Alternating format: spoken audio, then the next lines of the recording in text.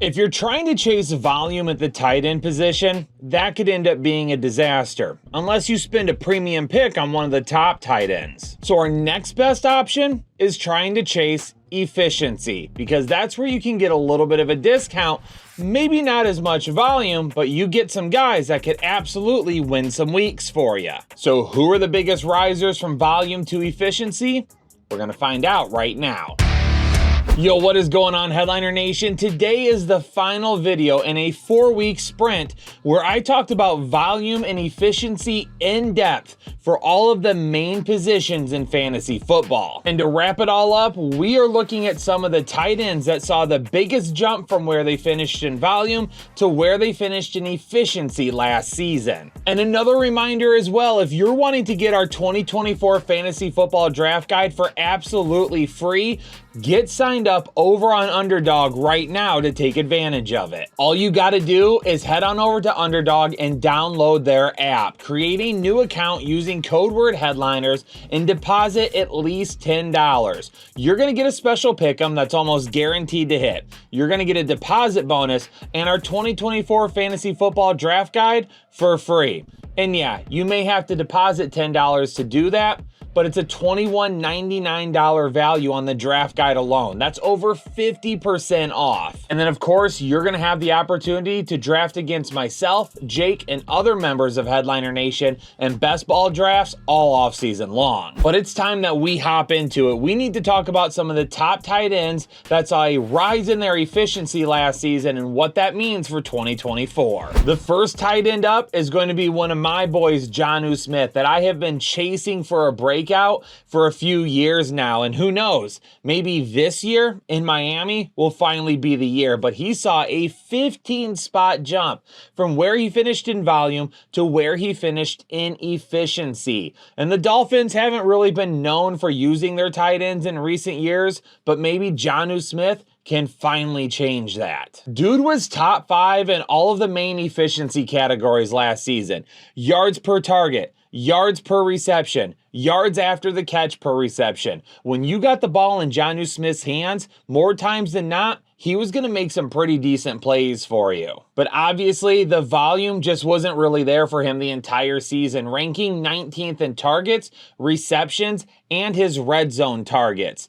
Arthur Smith, we know in Atlanta last year, was very up and down. And there was a chunk of games where Janu Smith looked like he was really going to get worked into the system. And then he kind of just disappeared. And now he is in Miami, where he could be even ultra efficient once again, because you've got Tyreek Hill and Jalen Waddle, plus the run game there, seeing a bulk of the volume. Let's get Janu Smith involved. And maybe he's not a guy that we draft and redraft, but in best ball, he could absolutely smash for you this year. And right now, he's going 190th off the board at tight end 25. This is one of those guys that I'll take super late in my best ball drafts and just worry about getting maybe a couple of other guys that could score touchdowns right before it. I typically don't spend premium picks on tight ends in best ball. Now, when it comes to redraft, this is going to be a guy that you'll use a later round pick on, but you're going to want somebody that could possibly be more steady in the earlier rounds. That way, you do have a backup with a lot of upside potential that you could end up playing if you decided to go with that over the floor of whoever else you draft. But you're not going to want to rely on Janu Smith as being your tight end 1 right off the bat. Let's hop on over to Mark Andrews, who saw a 9 spot jump from where he finished in volume to where he finished in efficiency. And for Mark Andrews, he missed some time last season, and that's one of the biggest factors that is leading people to really say, I'm off of Mark Andrews this year. I know Jake isn't on Mark Andrews either, and he's talked about him quite a bit. And we agree on the reason why we would be skipping on Mark Andrews, because typically where you need to draft him. So really, his ADP come draft season is what's going to make or break whether or not we decide to take him this year. The dude was top 2 last season in yards per target, points per touch, and points per snap. Yeah, he missed some time, but when he was on the field, he was definitely getting the looks. And one of the reasons he finished so low in some of the volume categories last season was the fact that he did end up missing time. Targets and receptions, 23rd and 22nd respectfully, and then receiving yards, he ended up finishing 17th. But what I just mentioned a minute ago with Janu Smith is what I'm talking about when it comes to Mark Andrews. But it really depends on where his ADP falls to see if those two could mesh together this season. Because right now over on Underdog, Mark Andrews is the tight end 4 being drafted 49th overall. Now come redraft season, I'm hoping that number falls a little bit for him, and we can start getting him after guys like Kyle Pitts, Dalton Kincaid, and maybe a couple of others as well. Because with that ADP right there, you could end up getting Mark Andrews in like the 5th round. And if you feel really comfortable with your running backs and wide receivers up to that point, and quarterback is still a spot you're willing to wait on, Mark Andrews in the 5th round isn't an awful bet, especially in redraft. And then that is where maybe in the later rounds, you pair him with a guy like Janu Smith. So then when Mark Andrews is healthy at the beginning of the season, you can play him and you can be just fine with him. And then later in the year, if Mark Andrews starts dealing with injuries or missing any time, hopefully Janu Smith is in his role at that point, feeling comfortable with the Dolphins, making some big plays, and then we could supplement him in the tight end position. All right, next up is going to be Tanner Hudson, and we're going to end up going a different route with this discussion here, but just hold on with me for a second, because Tanner Hudson saw a 9-spot jump last season from where he finished in volume to where he finished in efficiency. There was only really 2 good categories there. He finished 4th in catch percentage and he finished 1st in points per snap.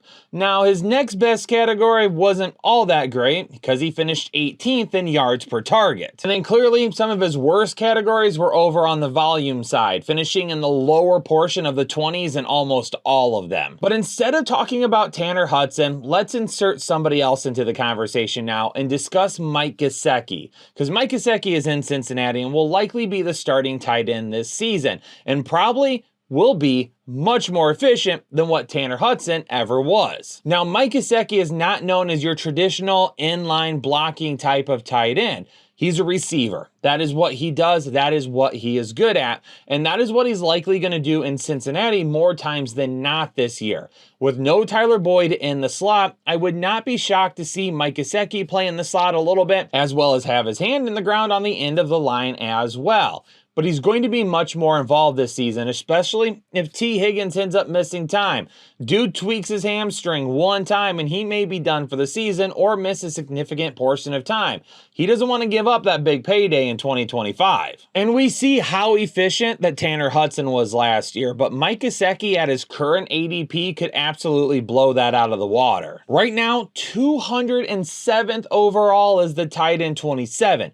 He's basically being overlooked and is probably going to be free in almost any draft that you do this year. If you're in best ball, absolutely take a shot at Mike Gesicki at the end of your draft if you decided to skip on one of the elite tight ends early on.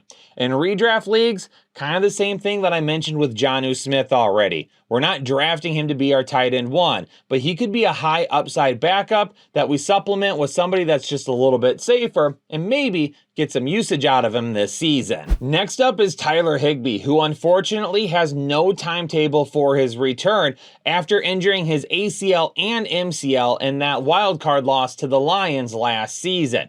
But he did see a 7-spot jump in his volume to efficiency last year. I mean, there were several areas of efficiency last season that he performed very well in. Yards after the catch per reception, yards per target. He basically finished top 13 in all of those, plus several other efficiency categories, which makes sense because on the volume side, a lot of that was going to either Puka or it was going to Cooper Kupp. So all of his finishes in the volume area were basically 21st or lower. And right now, Tyler Higbee isn't even really drafted. He's going well into the ADPs of 200s, and he's the tight end 40 off the board right now.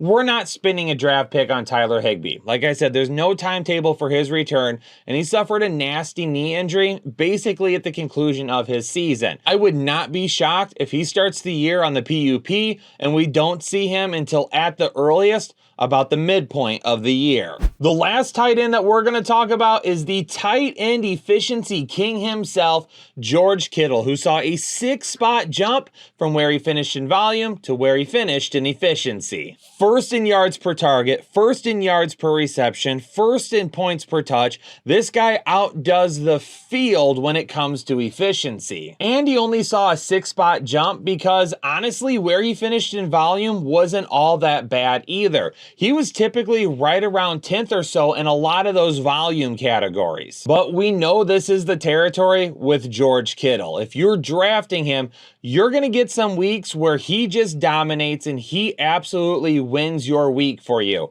And you're going to get some weeks where the guy, unfortunately, just can't get it done. And it's not his fault. He's just got so many weapons around him. Ayuk, Debo, CMC. There's going to be weeks where George Kittle just doesn't get his.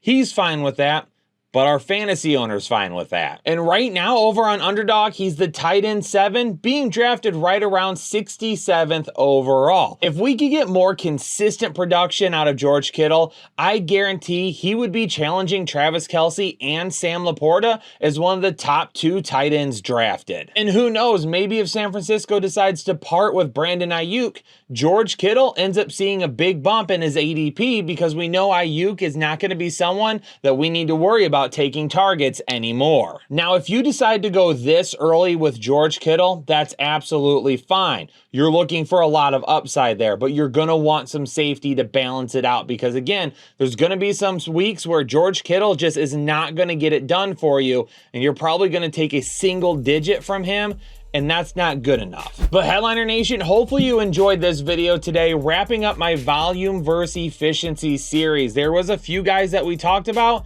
in terms of tight ends that they see a nice little jump in their efficiency, but does that mean that we should be drafting them?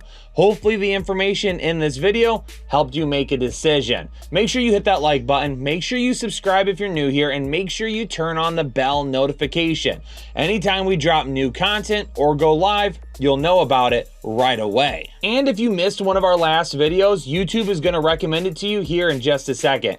Make sure you click on that and make sure you check it out right now. Peace out, Headliner Nation. Stay safe, stay healthy. I'll catch you all in the next episode of the Fantasy Headliners.